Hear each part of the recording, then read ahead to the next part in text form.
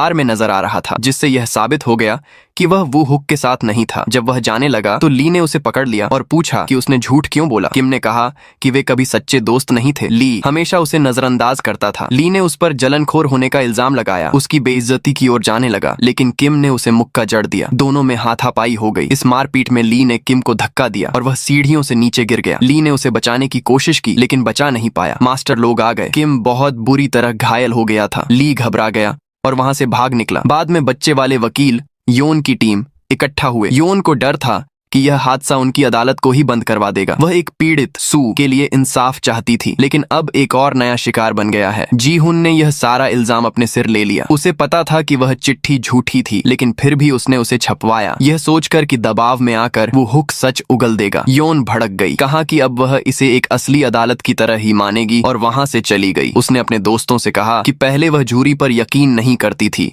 लेकिन अब करेगी और एक असली वकील की तरह काम करेगी। फिर उसने चो की असली चिट्ठी खोली, सुरागों का पीछा किया और टीचर के साथ स्कूल की छत पर पूरी जांच करने के लिए गई। योन ने बहुत ध्यान से जूरी की चिट्ठी के हिसाब से एक एक चीज चेक की। फिर उसने तय किया कि वह छत के बिल्कुल किनारे पर चढ़ेगी। टीचरों ने उसे रोकने की बहुत कोशिश की, लेकिन वह नहीं मानी, क्योंकि जूरी ने कोई लोहे की आवाज सुनी थी। छत पर लोहे का कुछ नहीं दिख रहा था। योन बड़ी मुश्किल से उस रेलिंग पर चढ़ी। सब लोग बहुत डर, लेकिन वह नहीं मानी, क्योंकि जूरी ने कोई लोहे की आवाज सुनी थी। छत पर लोहे का कुछ नहीं दिख रहा था। योन बड़ी मुश्किल से उस रेलिंग पर चढ़ी। सब लोग बहुत डर कर उसे देख रहे थे। जैसे ही उसने किनारे पर पैर रखा, उसे वही लोहे की आवाज सुनाई दी, बिल्कुल वैसा ही जैसा जूरी ने बताया था। इससे यह पक्का हो गया कि जूरी ने सच में कुछ देखा था और यह मामला मर्डर का ही था। योन ने अपने दोस्तों से कहा कि अभी से कोई भी फैसला मत सुनाओ। बाद में वाइस प्रिंसिपल ने जी हुन को अपने ऑफिस में बुलाया और उससे मिन्नत की कि वह इस अदालत को यहीं खत्म कर दे। लेकिन जी हुन ने कहा कि अगर यह सब उस अनुशासन कमेटी की पोल खुलने के डर से हो रहा है, तो वाइस प्रिंसिपल को गवाह के तौर पर आना चाहिए और यह साबित करना चाहिए कि वह सब झूठ था। वाइस प्रिंसिपल की बोलती बंद हो गई। जी हुन ने यह बात अपने बाप को बताई, जिसने पूछा कि क्या वाइस प्रिंसिपल सिर्फ सच सामने आने से डरता है। जी हुन ने कहा शायद यह अदालत और भी कई बड़े राज खोलेगी, और मुस्कुराता हुआ चला गया, जबकि उसका बाप गहरी सोच में डूबा उसे देखता रहा। योन आखिरी बार जूरी के घर गई, लेकिन जूरी की मां ने बताया कि वे शहर छोड़कर जा रहे हैं। योन ने उसके लिए एक संदेश छोड़ा कि उसे जूरी पर पूरा भरोसा है। अगले दिन अदालत का दूसरा दिन शुरू हुआ और इस बार जूरी आखिर आ ही गई। 3 महीने पहले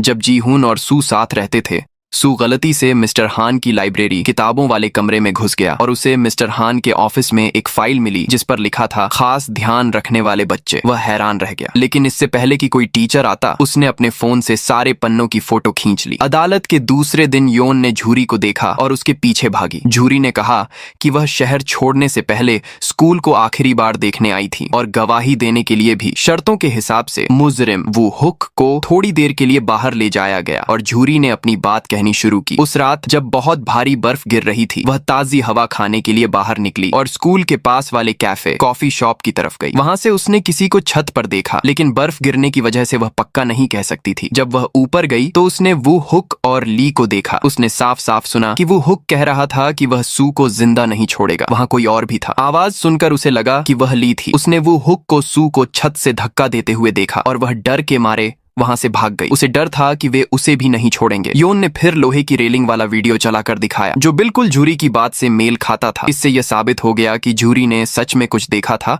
और चिट्ठी झूठी नहीं थी। ब्रेक के दौरान जूरी बाथरूम में फूट फूट कर रो रही थी। योन ने उसे चुप कराने की कोशिश की, लेकिन क्लास टीचर ने कहा ठीक है, उसके अंदर का गुबार निकलने दो। बाद में जुनयोंग जी हुन से मिला और कहा कि यह भी हो सकता है कि जूरी सच में उनके पीछे पीछे आई हो और उसने सब सुन लिया हो। जी हुन ने कहा कि उसे यह बात पहले से पता थी, लेकिन वह उस पर कोई दबाव नहीं डालना चाहता था। जुनयोंग ने उसकी तारीफ की कि वह मुजरिम की तरफ से होने के बावजूद गवाह का इतना ख्याल रख रहा है। ब्रेक के बाद वाइस प्रिंसिपल आया। उसने कहा कि वह यहाँ सब कुछ ठीक करने आया है और उसने पहली सुनवाई के सारे इल्जामों को झूठा बताया। उसने कहा कि अनुशासन कमेटी ने सारे नियम माने थे और वो हुक की शिकायत के बाद ही सू को स्कूल से निकाला गया था। उसने बच्चों को ही ताना मारा कि वे पहले सामने क्यों नहीं आए। जी हुन ने सवाल उठाया कि वो हुक का बाप उस कमेटी में कैसे हो सकता है। वाइस प्रिंसिपल भड़क गया, लेकिन जी हुन ने उसे नियम की वह किताब दिखाई जिसमें लिखा था कि अगर मामला किसी के अपने बच्चे का हो तो वह कमेटी में नहीं रह सकता। वाइस प्रिंसिपल गुस्से में पैर पटकता हुआ चला गया। मिस्टर हान ये सब देख रहा था और उसे जी हुन की वह बात याद आ रही थी कि शायद और भी राज खुलेंगे। फिर किम को दोबारा गवाह के कटघरे में बुलाया गया। वो हुक किम पर बुरी तरह भड़का हुआ था, लेकिन बाकी लोगों ने उसे रोक लिया। किम ने बताया कि उसने एक बार वो हुक को यह कहते हुए सुना था था कि उसने सू को मारा है। वू हुक फिर से आग बबूला हो गया और किम की तरफ दौड़ा, लेकिन बच्चों ने उसे पकड़ लिया। एक और ब्रेक के दौरान जीहुन वहां से चला गया और जुनयोंग से कहा कि अगर वह वापस न आए तो अदालत चालू रखना। जीहुन ली से मिलने गया। पहले तो ली ने मना कर दिया, लेकिन जीहुन ने उसे आड़े हाथों लिया। कहा कि जब उसके दोस्त को उसकी सबसे ज्यादा जरूरत थी तब वह वहां नहीं था। जीहुन ने यह राज खोला कि उसे पता है कि ली ने चुप रहने के लिए किम से पैसे लिए हैं। उसने याद दिलाया कि सिर्फ वही एक इंसान है जो इस सब को पलट सकता है। ली आखिर में उसके साथ चलने को तैयार हो गया। जीहुन के न होने पर जुनयोंग ने किम से सवाल पूछने शुरू किए। पूछा कि क्या वह वू हुक को एक इंसान के तौर पर पसंद करता था, लेकिन किम ने तुरंत नहीं कह दिया। उसने कहा कि उसने वू हुक को कभी अपना दोस्त नहीं माना, उसे एकदम कचरा कहा, एक ऐसा इंसान जिसके साथ कोई रहना पसंद नहीं करेगा। जुनयोंग ने जूरी फैसला सुनाने वालों को बताया कि यह गवाह साफ तौर पर वू हुक से चिढ़ता है, उसके मन में उसके लिए जहर भरा है, इसलिए इसकी गवाही पर पूरी तरह भरोसा नहीं किया जा सकता। योन यह सुनकर चुपचाप गहरी सोच में पड़ गई। जीहुन और ली वापस आ गए और जीहुन ने ली को गवाह के तौर पर खड़ा किया। पूछा कि क्या वू हुक ने सच में कहा था कि उसने सू को मारा है। ली ने बताया कि यह सिर्फ एक मजाक था। वे लोग किम को ऐसे ही चिढ़ाते थे क्योंकि वह हर छोटी बात पर तिल का ताड़ बना देता था। उसने माना कि मजाक करते वक्त किम के चेहरे का रंग उड़ गया था और वे लोग हंसते हुए वहां से चले गए। फिर ली ने बताया कि उसने एक बार सीधे सू से पूछा था कि वह वू हुक जैसे इंसान के मुंह क्यों लगता है। उसका मिजाज जानते हुए वहां बैठे सभी लोग हैरान रह गए। जीहुन ने झट से पूछा कि सू ने क्या जवाब दिया। ली ने बताया कि एक रात उसने सू को एक दुकान के बाहर बैठे हुए देखा। जब ली ने उसे वू हुक से दूर रहने की चेतावनी दी और कहा कि वह उसे फिर चोट पहुंचा सकता है, सू ने जवाब दिया कि वह वू हुक के जरिए किसी और से मिलने की कोशिश कर रहा था। उसी वक्त मिस्टर हान चुपचाप उस बड़े हॉल में आया और उसे वह दिन याद आ गया जब वह लड़ाई के बाद सू से मिला था। सू ने सेंटिनल ग्रुप पर फाइल का पहला पन्ना डाल दिया था। जब मिस्टर हान को यह पता चला तो उसे समझ आ गया कि सू ने पूरी फाइल की फोटो ले ली है, लेकिन वह पोस्ट जल्दी ही हटा दी गई। मिस्टर हान सू से नदी के किनारे मिला और कहा कि वह सारी फोटो खत्म कर दे क्योंकि इस केस में बहुत बड़े और ताकतवर लोग शामिल हैं। सू ने मना कर दिया। वह उन गरीब बच्चों के बारे में सोच रहा था जिन्होंने इतनी मेहनत से एडमिशन दाखिला लिया था। उसका मानना था कि स्कूल बस एक धंधा बन गया है जो गलत तरीके से पैसे लूटा है। मिस्टर हान ने कहा कि स्कूल गरीब बच्चों को वजीफा, स्कॉलरशिप देता है और सबसे बेहतरीन मास्टर रखता है, इसीलिए स्कूल इतना कामयाब है। सू ने इसे कोरा झूठ बताया। कहा कि स्कूल बच्चों को धंधे और राजनीति के लिए इस्तेमाल करता है और उन्हीं बच्चों को जगह देता है जो इसके लायक भी नहीं है। मिस्टर हान ने चेतावनी दी कि वे सू को चुपचाप दूसरे स्कूल में भेज देंगे और सारे सबूत मिटा देंगे। सू ने अपना फोन पानी में फेंक दिया और कहा कि जाने से पहले उसने सब डिलीट कर दिया है, लेकिन उसके दिमाग में सब कुछ छपा हुआ है। जाने से पहले सू ने कहा कि वे फिर से जरूर मिलेंगे। आज के समय में अदालत के बाद जीहुन ने ली से पूछा कि वो हुक इतना मारपीट क्यों करता है, वह लोगों को चोट क्यों पहुंचाता रहता है। ली ने बताया कि वो हुक बहुत कम ऐसा करता है। वह ऐसा सिर्फ तब करता है जब उसकी माँ उसे टेंशन देती है। उसके बाप ने उसे और उसकी माँ को बहुत पीटा है। ली ने खुद उसकी माँ के चेहरे पर चोट के निशान देखे हैं। जब वो हुक परेशान होता है तो या तो वह बहुत ज्यादा शराब पी लेता है या फिर मार पीट पर उतर आता है। जीहुन ने कहा कि यह गलत है और चाहे वो हुक के घर का माहौल कैसा भी हो। ली ने बताया कि उसने उसकी मदद करने की बहुत कोशिश की, लेकिन वो हुक नहीं मानता। ली इसी बात पर अड्डा रहा कि वो हुक किसी की जान नहीं ले सकता, लेकिन जीहुन ने कहा कि उनके पास इसका कोई सबूत नहीं है। ली ने फिर बताया कि पता नहीं यह बात काम आएगी या नहीं, लेकिन जिस आदमी के बारे में वो हुक अभी कुछ दिन पहले बात कर रहा था, ली ने भी उसे देखा है। उसके बाल लंबे हैं और चेहरे पर जलने का निशान है। इधर जीहुन सू के इंटरनेट अकाउंट का पासवर्ड तोड़ने की कोशिश कर रहा था, लेकिन नाकाम हो रहा था। मिस्टर हान आ गया। जीहुन ने पूछा कि क्या सू उससे मिलना चाहता था। मिस्टर हान ने कहा कि वह खुद हैरान था कि सू ने सिर्फ उससे मिलने के लिए इतना सब कुछ क्यों किया, क्योंकि सू पहले उनके घर आया जाया करता था और कभी कभार तो रात भर भी रुक जाता था। जीहुन सोचने लगा कि सू सिर्फ उससे मिलने के लिए इतनी पापड़ क्यों बेल रहा था। आखिर में मिस्टर हान ने मान लिया कि वे सू के बारे में सब कुछ जानते हैं। बाद में मिस्टर हान अपने कमरे में गया और स्कूल का एक नया नियम बना दिया कि जो भी बच्चा स्कूल की इज्जत खराब करेगा उसे स्कूल से निकाल दिया जाएगा। उसने इस नए नियम को पास करने के लिए साइन कर दिए। अगले दिन योन को सू के बड़े भाई का फोन आया। योन और उसके दोस्तों ने उससे मिलने का फैसला किया और उसने बताया कि सू के पास एक दूसरा फोन, प्राइवेट फोन भी था जिसके बारे में उन्हें कुछ नहीं पता था। उस रात उस फोन पर 5 कॉल आए थे जो सू की मौत से जुड़े हो सकते हैं। उन्होंने वे 5 नंबर लिख लिए और वहां से चले गए। फिर योन ने बताया कि आखिरी कॉल 20 मिनट तक चली थी। इसका मतलब ये कोई गलत नंबर नहीं था, ये कोई ऐसा इंसान था जो सू को जानता था। सू की मौत के वक्त को देखते हुए उन्हें लगता है कि वे 5 फोन बाहर वाले पब्लिक फोन PCO थे। उन्होंने यह जानकारी जासूस ओ को बताने का फैसला किया और उससे मिलने गए। योन ने कहा कि शायद वो हुक ने सू को स्कूल की छत पर बुलाने के लिए कॉल किया होगा ताकि उसके अपने फोन के रिकॉर्ड में कुछ न आए। जासूस ने कहा कि सिर्फ कोई बहुत ही शातिर इंसान ही ऐसा कर सकता है, लेकिन उसे शक था कि वो वो हुक का दिमाग इतना तेज चलता है क्योंकि वह बिना सोचे समझे काम करने वाला लगता है। उसने कहा कि बच्चों की सोच बहुत छोटी है और जो सबूत सामने दिख रहे हैं शायद वे उसी को सच मान रहे हैं। उसने उन्हें सलाह दी कि अपनी सोच का दायरा बढ़ाएं। फिर वो हुक की माँ जी-हून से मिलने आई और आखिर में उसने यह राज खोला कि सू की मौत वाली रात वह वो हुक के साथ ही थी और ली को उसने बिल्कुल नहीं देखा था। असल में उसके पति ने उसे बहुत बुरी तरह पीटा था, इसीलिए वह अपने बेटे के साथ अस्पताल के इमरजेंसी रूम में थी। वह कभी भी यह बात सबके सामने नहीं मानेगी क्योंकि उसके पति ने धमकी दी थी कि अगर सच बाहर आया तो वह उसे जान से मार देगा। वो हुक को डर था कि अगर अदालत में बात और बिगड़ी तो उसका बाप उसकी माँ को और चोट पहुंचाएगा, इसलिए वह गवाही देने के लिए तैयार हो गई क्योंकि उसका बेटा बेकसूर है और वह कोई भी अंजाम भुगतने को तैयार है। जी-हून ने कहा कि वे इस बात को बहुत संभल कर संभालेंगे, उसकी गवाही की जरूरत नहीं है। लेकिन उसकी माँ इस बात पर अड़ गई कि इस तरह कम से कम उसका बेटा बेइज्जत होने से तो बच जाएगा। जी-हून ने उसे पक्का भरोसा दिलाया कि वह सच साबित कर देगा और कहा कि इस बात को किसी को न बताए। उसने पूछा कि वह और क्या कर सकती है, वह सब कुछ देखते हुए ऐसे हाथ पर हाथ धरे नहीं बैठ सकती। जी-हून ने कहा कि वह उसे उस लंबे आदमी के बारे में बता सकती है जिसके चेहरे पर निशान है, जो उनके घर आता है और एक बार वो हुक के कमरे में भी गया था। यह वो हुक की कहानी को सच साबित कर देगा। माँ चुप हो गई, गहरी सोच में डूब गई। इधर योन और उसके दोस्तों ने शहर के सारे पब्लिक फोन छान मारे और आखिर में उन्हें वह नंबर मिल गया जहां से 20 मिनट वाली कॉल की गई थी। ये एक बूढ़े आदमी की स्टेशनरी किताब कॉपी की दुकान के पास था। उन्होंने उस बूढ़े आदमी से पूछा कि क्या उसने क्रिसमस की रात किसी बच्चे को वहां बात करते हुए देखा था। उस आदमी को याद आया कि एक बच्चा 20 मिनट तक बात कर रहा था और फिर बहुत फूट फूट कर रो रहा था। उसने पूछा था कि क्या वह ठीक है, तो लड़के ने हाँ कहा था। बाद में उसने अखबार में पढ़ा कि एक हाई स्कूल के बच्चे ने अपनी जान दे दी। उसे लगा शायद वह वही लड़का था। योन ने स्कूल के कुछ लड़कों की फोटो दिखाई, लेकिन वह आदमी किसी को पहचान नहीं पाया। उन्होंने सोचा कि शायद उस लड़के की फोटो उन फोटो में है ही नहीं। योन ने अपने दोस्तों से पूछा कि क्या वह बूढ़ा आदमी उस लड़के का चेहरा भूल गया होगा। दोस्तों ने कहा कि ऐसा होना मुश्किल है क्योंकि उस आदमी ने उससे बात की थी और उसे ढांढस बंधाया था, तो चेहरा भूलना इतना आसान नहीं है। योन ने कहा कि यह बात बचाव पक्ष डिफेंस को बतानी चाहिए। इधर जी-हून पुलिस थाने गया जासूस ओ और सांग जंग से मिलने। उन्होंने कहा कि आग लगने वाले हादसे के बारे में वे कुछ नहीं बता सकते। जी-हून ने कहा कि वह जानकारी लेने नहीं आया है क्योंकि पैसे वाले महकमे फाइनेंस टीम ने पहले ही केस के कुछ हिस्से पक्के कर दिए हैं। सांग जंग ने कहा कि उसे समझ नहीं आ रहा जी-हून क्या कह रहा है, लेकिन उसने माना कि आग वाले हादसे का उनकी जांच से कोई लेना देना नहीं है। जी-हून ने बहस की कि आग का हादसा इस केस से जुड़ा है क्योंकि आग लगाने वाला आदमी मुजरिम भी हो सकता है और गवाह भी। उसने समझाया कि क्रिसमस की रात वो हुक के बाप से मिलने एक आदमी आया था, एक ऐसा आदमी जिसके चेहरे पर निशान है, जो शायद पटाखे और बारूद का काम जानता है। जब पूछा गया कि जी-हून को यह कैसे पता, तो उसने कहा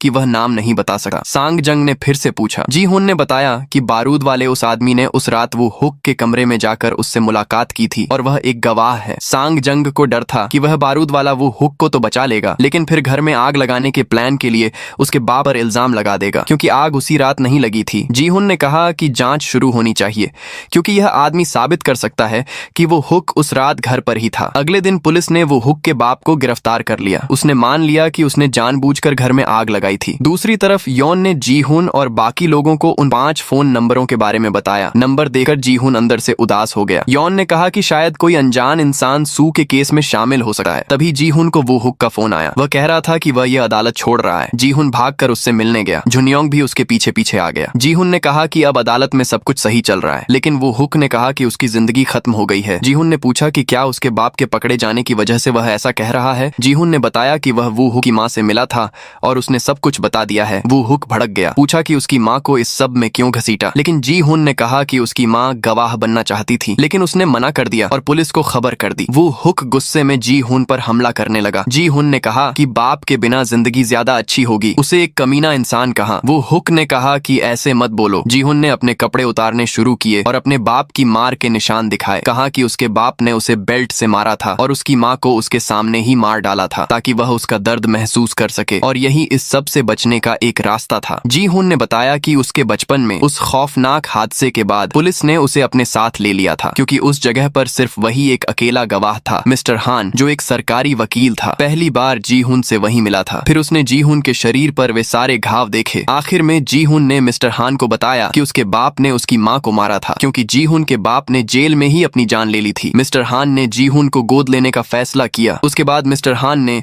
जी-हून का बहुत अच्छा ख्याल रखा, उसे खिलाया पिलाया, उसकी देखभाल की, लेकिन जी-हून का वह खौफनाक दर्द बार बार वापस आ जाता था जिसकी वजह से उसे कई बार अस्पताल में भर्ती होना पड़ा। आज के समय में वो हुक का परिवार हमेशा के लिए लिए शहर छोड़ने की तैयारी कर रहा था। जीहुन ने जुनियोंग से कहा कि चाहे उसका बीता हुआ कल कितना भी डरावना क्यों न हो, इसका मतलब यह नहीं कि उसे हमेशा डर कर रहना चाहिए, क्योंकि उसके पास एक ऐसा बाप है जो उसे बहुत प्यार करता है। वह बहुत किस्मत वाला है। जासूस ओ को शक हुआ और उसने जीहुन की सच्चाई की जांच शुरू कर दी। उसे पता चला कि जीहुन उसी अस्पताल में भर्ती था जिसमें सू था और उसने रिपोर्टर पार्क को यह खबर दी, लेकिन किसी को समझ नहीं आया कि जीहुन वहाँ क्यों था। पार्क ने कहा कि जीहुन शायद दूसरा जोंगपा है, सू का वह छुपा हुआ दोस्त, लेकिन किसी को समझ नहीं आ रहा कि वह वू हु का साथ क्यों दे रहा है और सू की खुदकुशी वाली बात से इनकार क्यों कर रहा है, जबकि उसे तो अपने दोस्त का साथ देना चाहिए। उस रात जीहुन ने बार बार सू के इंटरनेट अकाउंट का पासवर्ड तोड़ने की कोशिश की। उसे सू की सबसे पसंद वाली पेंटिंग याद आई, उसका नाम लिखा और एक फाइल खुल गई जिसमें बड़े लोगों के बच्चों की फोटो और फॉर्म की तस्वीरें थीं। यौन बीमार हो गई और उसके माँ बाप उसे अस्पताल ले गए। अगले दिन उसके सब दोस्त उससे मिलने आए। इधर से जंग ने जीहुन से बात की और कहा कि वह अदालत में गवाह बनने को तैयार है। जीहुन वो हुक का नंबर ढूंढता रहा और उसके घर गया, लेकिन वो हुक कहीं नहीं मिला। अगले दिन जब अदालत शुरू हुई, वो हुक पहले से ही वहाँ था, अपना बचाव करने के लिए एकदम तैयार। योन और उसके दोस्तों ने उन अमीर बच्चों वीआईपी के मामले में प्रिंसिपल पर दबाव बनाने की कोशिश की, लेकिन मिस्टर हान ने प्रिंसिपल को अपनी तरफ कर लिया। जब कोई और सबूत नहीं बचा तो जीहुन ने अपना गवाह पेश किया, सांग जंग। उसने बताया कि जिस बारूद वाले ने वो हुक के घर में आग लगाई थी, उसने देखा था कि वो हुक क्रिसमस की रात वहीं सो रहा था। उसने कहा कि ये बारूद वाले कभी कभी बीमे इंश्योरेंस के पैसे ऐंठने के लिए भी आग लगा देते हैं, लेकिन इस मामले में यह सच नहीं था। वो हुक के बाप ने बीमा लेने से मना कर दिया था क्योंकि वो हुक की दादी उस आग में जलकर मर गई थी। असल में उसका बाप वह घर तोड़कर नया बनाना चाहता था, लेकिन क्योंकि वह जमीन वो हुक की माँ के नाम थी, इसलिए वह ऐसा नहीं कर पाया। इसलिए उसने उस बारूद वाले को काम पर रखा, जिसकी वजह से गलती से उसकी माँ की जान चली गई। ये सुनकर वहाँ बैठे सारे लोग सुन्न रह गए। जब यौन ने अपने बाप से पूछा कि एक आदमी जो बारूद का काम करता है और एक कातिल है, तो कोर्ट को उस पर यकीन क्यों करना चाहिए, तो उसने कहा कि यह मर्डर जानबूझकर नहीं किया गया था, ये बस एक हादसा था। आखिर में जीहुन ने वो हुक को गवाह के तौर पर बुलाया। वो हुक ने कहा कि उसे नहीं पता कि उस पर मर्डर का इल्जाम क्यों लगाया जा रहा है। जीहुन ने पूछा कि फिर उसके खिलाफ यह इल्जाम क्यों गढ़ा गया, लेकिन वो हुक बस यही कहता रहा कि उसे नहीं पता। फिर जीहुन ने उससे कहा कि वह सिर्फ हाँ या ना में जवाब दे। जीहुन ने वो हुक के सारे बुरे काम याद दिलाए, बच्चों को धमकाना, झूरी के कपड़ों और बालों में पानी डालना, उसे बाथरूम में बंद कर देना और गार्ड को वहां से हटा देना। अगले दिन जूरी ने छुपकर यह सब गवाही दी थी। उसकी आंखों में आंसू थे। उसने पूछा कि वह इतनी बेदर्दी से क्यों पेश आता है और इन सबको सिर्फ एक मजाक क्यों कहता है। फिर वो हुक को अपनी सारी गलतियों का एहसास हुआ और उसने वहां बैठे सब लोगों से माफी मांगी। जूरी आ गई और उसने कहा कि उसने वो हुक को सू को धक्का देते हुए देखा है। उसने लोहे की आवाज वाला सबूत भी बताया। जीहुन ने कहा कि वह आवाज इसलिए जानी पहचानी लग रही है क्योंकि जूरी खुद उस रेलिंग पर खड़ी थी, छत से कूदकर अपनी जान लेने के लिए। जूरी फूट फूट कर रोने लगी, कहा कि वह उसे कभी माफ नहीं करेगी और बेहोश होकर गिर पड़ी। जूरी को तुरंत नर्स के कमरे में ले जाया गया। योन उसे देखने आई, लेकिन जूरी उठी और कहा कि वह उस रात सच में स्कूल आई थी। उसने किसी को छत पर चढ़ते हुए देखा था और किसी को बिल्डिंग से कूदते हुए भी देखा था। योन ने उस पर यकीन नहीं किया और वहां से चली गई। उसके बाद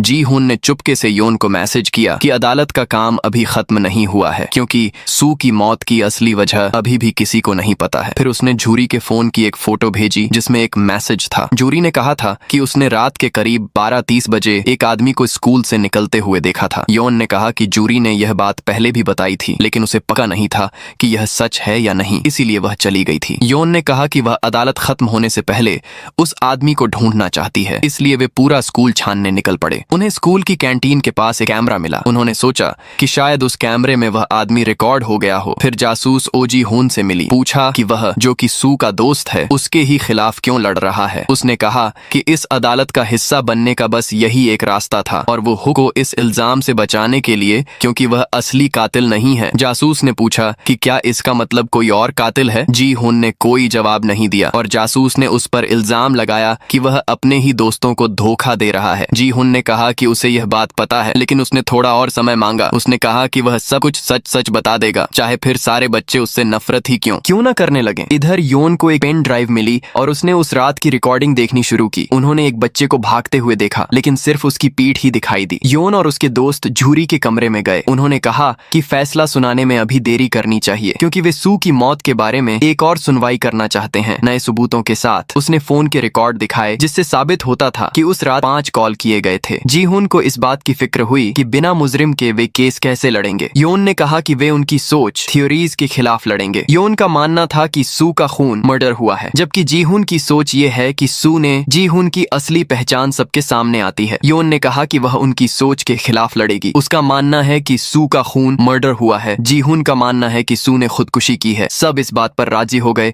और एक और सुनवाई की तारीख पक्की कर दी गई। जब मिस्टर हान ने यह सुना तो उसने वाइस प्रिंसिपल को हुक्म दिया कि बच्चों पर सख्त कार्रवाई करे, लेकिन उसने मना कर दिया तो मिस्टर हान ने उसे तुरंत नौकरी से निकाल दिया, क्योंकि उसने बच्चों को अदालत चलाने की छूट दी थी। स्कूल को पहले ही बहुत बड़ा नुकसान हो चुका था। इधर जुनियोंग की माँ फिर से बीमार हो गई और उसने घर छोड़कर जाने का फैसला किया। जुनियोंग ने कहा कि घर वह छोड़ेगा। उसने अपना सामान बांधना शुरू कर दिया। जुनियोंग की माँ ने पूछा कि वह ऐसा क्यों कर रहा है, उसे तो माफी मांगनी चाहिए। उसने कहा कि वह माफी क्यों मांगे जब उसने कुछ गलत किया ही नहीं है। माँ ने उसे नालायक कहा। जुनियोंग भड़क गया। कहा कि असली परेशानी तो उसका दूसरा बेटा है, जिस पर वह इल्जाम लगाती है कि उसकी वजह से ही वह मरा। माँ परेशान हो गई। तभी उसका बाप भी आ गया। जुनियोंग ने कहा कि वह भी अपने भाई की तरह मरना चाहता है, क्योंकि उसका भाई एक बहुत ही शांत जिंदगी जी रहा था। उसने खुद को असली शिकार बताया जो इस नर्क में फंसा हुआ है, और वह घर छोड़कर चला गया। जब उसका बाप बाहर आया तो जुनियोंग ने सब कुछ उगल दिया कि वह भी अपनी जान लेने वाला था, लेकिन एक दोस्त ने उसे बचा लिया। जुनियोंग जीहुन के घर गया और वहां उसने जीहुन का बस्ता बैग देखा। अचानक उसे याद आया कि हादसे के वक्त उस लड़के के पास भी बिल्कुल ऐसा ही बैग था। तो जुनियोंग को समझ आ गया कि हादसे के वक्त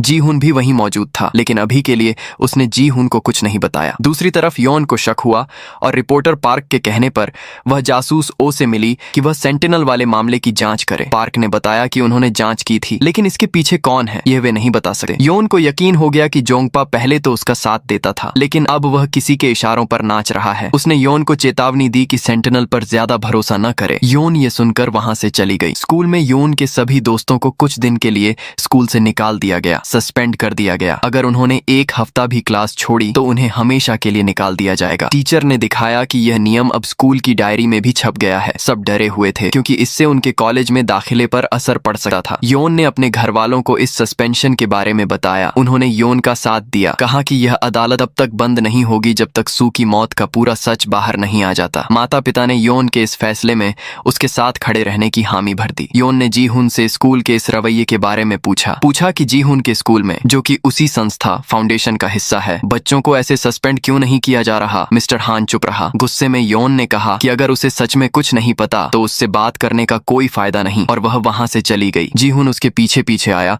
और पूछा कि क्या वह अदालत चालू रखेगी। उसने कहा हाँ, चाहे उसे यह सब अकेले ही क्यों ना करना पड़े। घर पर जीहुन ने अपने बाप से बच्चों का सस्पेंशन रद्द करवाने को कहा। मिस्टर हान ने कहा कि वह कुछ नहीं कर सकता, ऊपर से हुक्म आया है। जीहुन ने पूछा कि ये नियम उसके स्कूल पर क्यों नहीं लागू होते, जबकि दोनों एक ही संस्था के स्कूल हैं। मिस्टर हान ने कहा कि दोनों स्कूल अलग अलग हैं। जीहुन ने कहा कि अगर उसके दोस्तों को स्कूल से निकाला गया तो वह भी स्कूल छोड़ देगा। उसने कहा कि अगर उसके दोस्तों को कसूरवार ठहराया जा रहा है तो जीहुन भी उतना ही कसूरवार है। उसने भी बिना बताए स्कूल से छुट्टियां ली हैं, लेकिन उसके खिलाफ तो कोई कदम नहीं उठाया गया। उसने धमकी दी कि वह सबको बता देगा कि वह एक कातिल का बेटा है, और तभी वे उसका मुंह बंद कराने की कोशिश करेंगे। मिस्टर हान को समझ आ गया कि जीहुन ने यह सब उसे उकसाने के लिए कहा है। जीहुन ने उस पर इल्जाम लगाया कि वह सिर्फ खुद को बचा रहा है, दूसरों को नहीं। पूछा कि क्या उसे सच में लगा था कि सू किसी को कुछ नहीं बताएगा। मिस्टर हान ने कहा कि अगली सुनवाई में चाहे कुछ भी हो जाए वह जरूर जाएगा। जीहुन वहां से चला गया और बाथरूम में जाकर खूब रोया। उसे याद आ रहा था कि कैसे सू ने एक बार उससे कहा था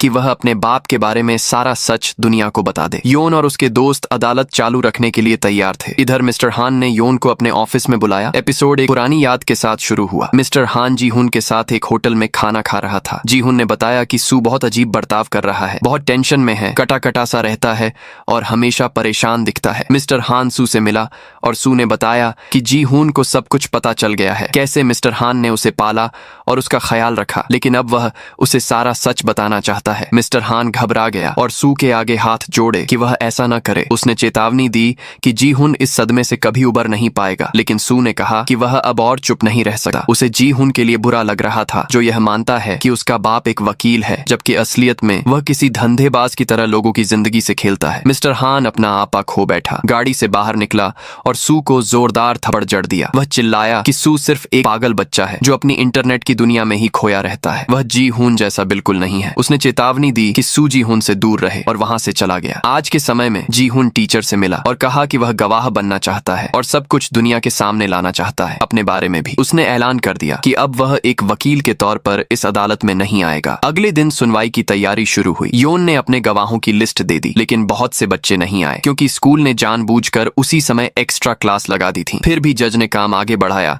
और ऐलान किया कि यह सुनवाई सुनवाई बिना मुजरिम के होगी। इसमें सिर्फ सू की मौत की वजह पर ध्यान दिया जाएगा। टीचर ने गवाही दी, कहा कि उसका सू के साथ बहुत अच्छा रिश्ता था। सू उसे अपने दिल की बात बताता था। सू अकेला नहीं था, वह इंटरनेट पर ज्यादा खुश रहता था और सेंटिनल चला रहा था। ये सुनकर पूरी क्लास हैरान रह गई। योन ने पूछा कि सेंटिनल अब भी कैसे चल रहा है। टीचर ने बताया कि सू का एक दोस्त अब उसे चला रहा है। पूछा गया कि सू ने अपनी पहचान क्यों छुपाई, तो टीचर ने समझाया कि उसे डर था कि लोग उसे जानकर निराश होंगे। टीचर ने इशारा किया कि सू के पास स्कूल के कुछ बहुत ही गहरे राज थे और उसे दूसरे स्कूल में भेजा जाने वाला था। योन ने सोचा कि क्या यह लैब वाली लड़ाई से जुड़ा है, लेकिन टीचर ने बताया कि वह तो महीनों पहले की बात थी। ये सब सुनकर और भी बहुत से बच्चे आगे आए अदालत से जुड़ने और सुनवाई देखने के लिए। योन ने फिर वाइस प्रिंसिपल को बुलाया, जिसने एक बार गवाही देने की हामी भरी थी। उसने उस इंटरनेट पोस्ट के बारे में पूछा जिसकी वजह से सू का स्कूल से पंगा शुरू हुआ था। उसने बताया कि वह गैर कानूनी तरीके से हुए दाखिलों से जुड़ी एक फोटो थी। सू ने ही उसे इंटरनेट पर डाला था। यह एक छुपा हुआ कागज था, लेकिन संस्था फाउंडेशन ने सू को स्कूल से निकालने के लिए दबाव डाला था। योन ने पूछा कि क्या इसका कोई सबूत है। वाइस प्रिंसिपल ने कहा नहीं, लेकिन उसे याद था कि उस पोस्ट पर वीआईपी का ठप्पा लगा हुआ था। उसने दावा किया कि असली पंगा तो उस लड़ाई से बहुत पहले ही शुरू हो गया था। संस्था पहले से ही सू को निकालना चाहती थी और उस लड़ाई ने उन्हें बस एक बहाना दे दिया। जीहुन भावुक हो गया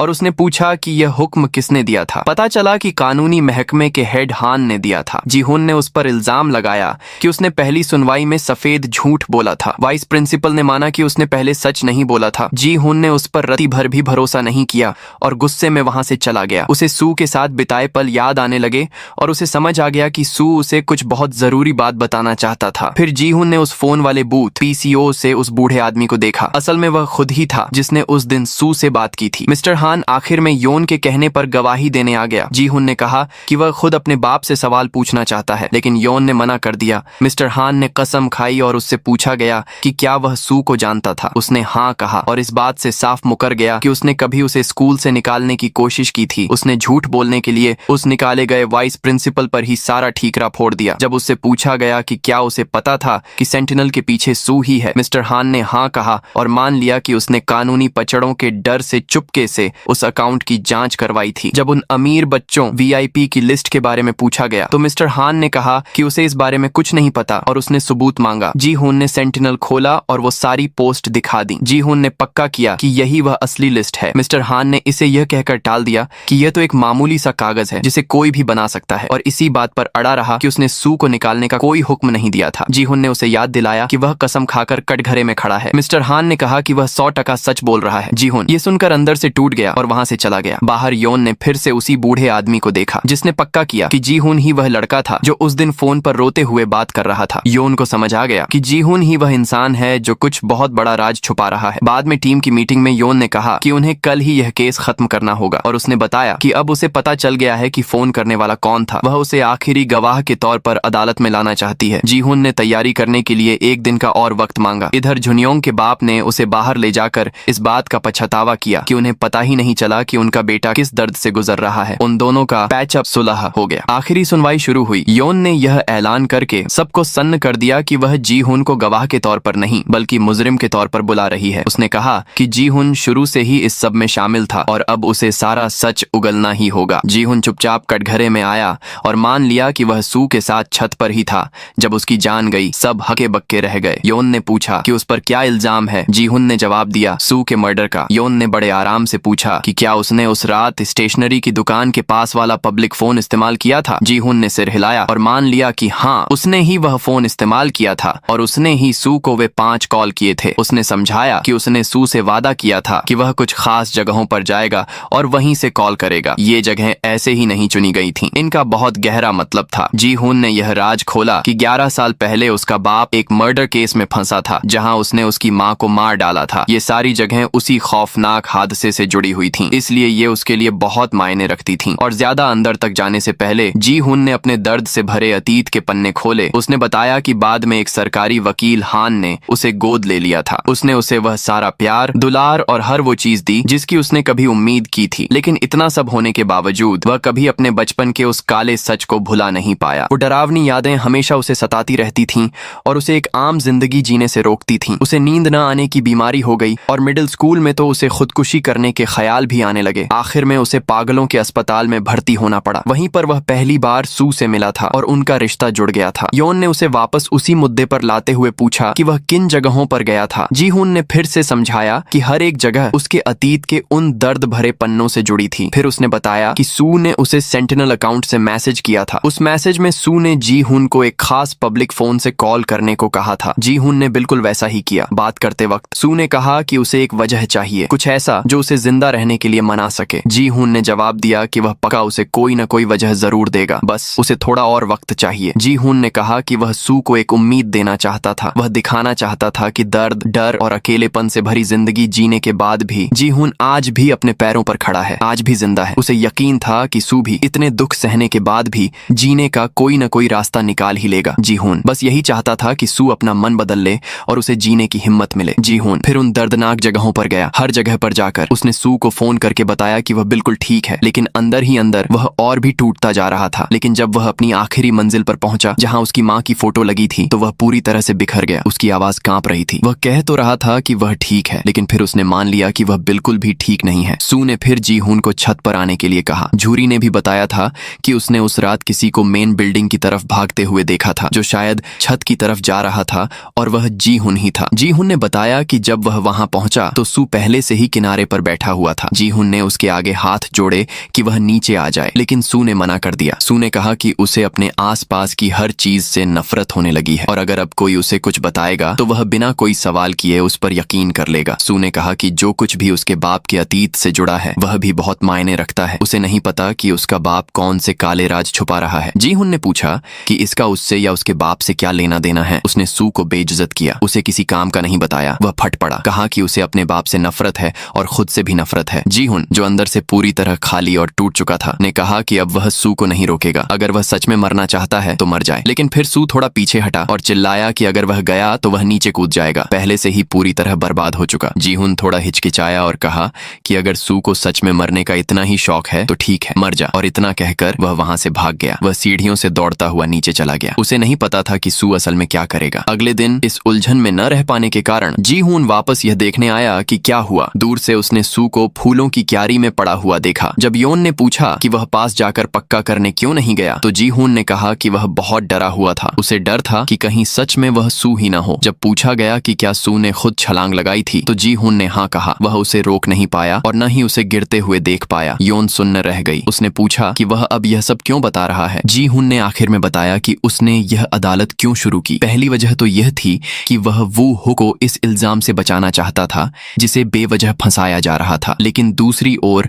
सबसे बड़ी वजह यह थी कि सू के साथ असल में क्या हुआ यह दुनिया के सामने आए, क्योंकि जीहुन का मानना था कि सू डिप्रेशन से जूझ रहा था, लेकिन उसके अंदर मरने की कोई सच्ची चाहत नहीं थी। सेंटिनल चलाने से सू को खुशी मिलती थी। दूसरों की मदद करने से उसे जीने का कोई मकसद मिलता था। उसके अपने शौक और पसंद थी। लेकिन स्कूल में उस लड़ाई के बाद अचानक सू पर बदमाश होने का ठप्पा लगा दिया गया और उसे स्कूल से निकालने की तैयारी होने लगी। जीहुन को शक हुआ कि स्कूल में कुछ और भी बहुत बड़ा हुआ था, जिसकी वजह से सू अंदर से टूट गया था। इस अदालत के जरिए उसने वही सच ढूंढने की कोशिश की, लेकिन उसे लगता है कि वह हार गया है। जब पूछा गया कि अब उसके आखिरी ख्याल क्या हैं, तो जीहुन ने माना कि सू की मौत के बाद उसने बहुत बार खुदकुशी करने की सोची है। उसने यह बात कभी किसी को नहीं बताई, सू को भी नहीं। उसे इस बात का बहुत पछतावा है कि उस रात वह उसे रोकने की बजाय वहां से भाग गया। उसे लगता है कि अगर उसने कुछ भी किया होता, कुछ भी, तो शायद सू आज भी जिंदा होता। यहाँ उसकी कहानी खत्म होती है। वह चुपचाप अपना फैसला सुनने के लिए बैठ गया, लेकिन तभी झुन्योंग अपनी जगह से खड़ा हो गया। उसने कहा कि कहानी अभी खत्म नहीं हुई है। जिस दिन सू की लाश मिली थी, उसने जीहुन को दूर से उसे घूरते हुए देखा था। वह फूट फूट कर रो रहा था, जैसे बस यही दुआ मांग रहा हो कि काश सू अब भी जिंदा होता। इसके बाद योन ने मिस्टर हान को गवाह के कटघरे में बुलाया। उससे बहुत सख्ती से सवाल किए। मिस्टर हान ने आखिर में सब उगल दिया। सू की मौत में जीहुन की रत्ती भर भी कोई गलती नहीं है। सारी की सारी गलती मिस्टर हान की है। उसने माना कि पोल खुलने के डर से उसने अपनी पहली गवाही में सफेद झूठ बोला था। उसने राज खोला कि स्कूल अमीर और रसूख वाले बच्चों के लिए एक छुपी हुई VIP लिस्ट रखता है, जो पढ़ाई के दम पर नहीं बल्कि भारी डोनेशन के दम पर दाखिला लेते हैं। इसमें उनके जाली नंबर, झूठे इनाम और उनके सारे बुरे कामों पर पर्दा डालना शामिल है। सू को इस सब के बारे में पता चल गया था और उसने सच दुनिया के सामने लाने के लिए इसकी फोटो भी इंटरनेट पर डाल दी थी। इसी वजह से स्कूल उसे चुपचाप दूसरे स्कूल में भेजना चाहता था, लेकिन सू नहीं माना, तो उन्होंने उसे स्कूल से ही निकालने का फैसला कर लिया। खुदकुशी करने से एक रात पहले सू और मिस्टर हान के बीच बहुत तगड़ी बहस हुई थी और मिस्टर हान ने उसे बहुत गंदी गंदी गालियां दी थीं ताकि वह उसका मुंह बंद कर सके और वह उनके बीच में टांग न अड़ाए। जब पूछा गया कि सू ने अपनी जान क्यों दी, तो मिस्टर हान ने कहा क्योंकि स्कूल और संस्था अपने घोटालों पर पर्दा डालना चाहते थे। सू उनके लिए बहुत बड़ा खतरा बन गया था। आखिर में मिस्टर हान को अपनी गलती का बहुत भारी पछतावा हुआ और उसने खुद को पुलिस के हवाले कर दिया। पुलिस ने स्कूल के चेयरमैन और संस्था के बाकी लोगों को भी गिरफ्तार कर लिया। जूरी, फैसला सुनाने वालों ने अपना फैसला सुनाया। जी हून को बेकसूर साबित कर दिया गया। जज ने ऐलान किया कि अदालत स्कूल को मुजरिम मानती है और इसी के साथ अदालत की कार्रवाई खत्म कर दी गई। खत्म। बस भाई, ये पूरी कोरियन ड्रामा की कहानी थी, द स्कूल नर्स फाइल्स, या शायद कोई और सीरीज।